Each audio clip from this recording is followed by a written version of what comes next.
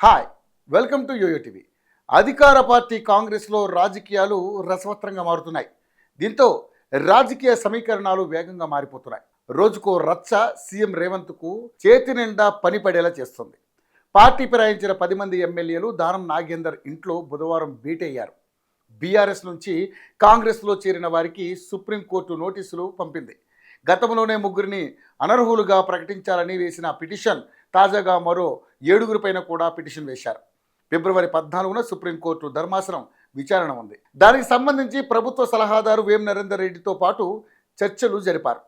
ఈ సమావేశంలో సీఎం రేవంత్ రెడ్డి ఎమ్మెల్యేలకు పలు సూచనలు చేసినట్లుగా తెలుస్తోంది. అయితే మొన్నటి వరకు దానం పార్టీకి వ్యతిరేకంగా కామెంట్లు చేశారు. అతని ఇంట్లోనే భేటీ కావడం ప్రాధాన్యత సంతరించుకుంది. గురువారం మరో 10 మంది ఎమ్మెల్యేలతో రేవంత్ రెడ్డి భేటీ కానున్నారు. గత కొన్ని రోజుల కిందట సొంత పార్టీ ఎమ్మెల్యేలు 10 మంది సీక్రెట్గా సమావేశమయ్యారు. ఆ తర్వాత రోజు ఈ మీటింగ్కు సంబంధించి పలు రకాల అభిప్రాయాలు వ్యక్తమయ్యాయి. ఈ క్రమంలో కాంగ్రెస్ పార్టీ ఎమ్మెల్యేలతో సీఎం రేవంత్ రెడ్డి భేటీ కాబోతున్నారు. మర్రి చెన్నారెడ్డి హ్యూమన్ రిసోర్స్ డెవలప్మెంట్ సెంటర్లో కాంగ్రెస్ పార్టీ ఎమ్మెల్యేలతో గురువారం ముఖ్యమంత్రి చర్చలు జరపనున్నారు.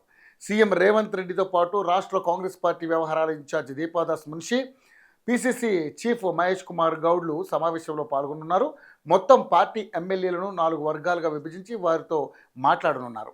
స్థానిక సంస్థల ఎన్నికలు, పార్టీ బలోపేతంపై చర్చించనున్నారు. కాంగ్రెస్ పార్టీలోని నాయకుల మధ్య ఉన్న మనస్పర్ధలు పరిష్కరించినట్లుగా తెలుస్తోంది. సీఎం రేవంత్ రెడ్డి ఎంట్రీతో ఎమ్మెల్యేలు ఏకతాటిపైకి వస్తారా లేదా చూడాలి మరి.